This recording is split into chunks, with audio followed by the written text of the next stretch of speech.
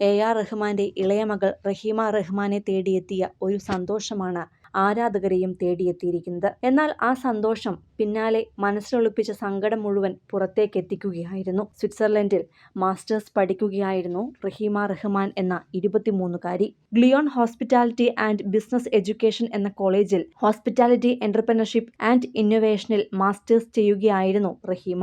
ഇപ്പോഴത്തെ പഠനം പൂർത്തീകരിച്ച റഹീമയുടെ ബിരുദദാന ചടങ്ങായിരുന്നു കഴിഞ്ഞ ദിവസം നടന്നത്.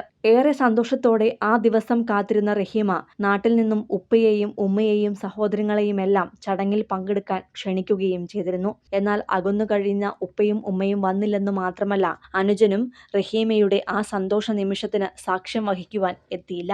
അതേസമയം വിവാഹിതയായ ചേച്ചി ഖദീജ മാത്രമാണ് അനുജത്തിയുടെ സന്തോഷ നിമിഷത്തിൽ പങ്കുചേരാൻ എത്തിയത്. ക്ഷണിച്ചിട്ടും വരണമെന്ന് നിരവധി തവണ പറഞ്ഞിട്ടും ഉപ്പയും ഉമ്മയും വരാതിരുന്ന സങ്കടത്തിൽ ബിരുദം സ്വീകരിക്കുന്നതിനിടെ കണ്ണു നിറഞ്ഞ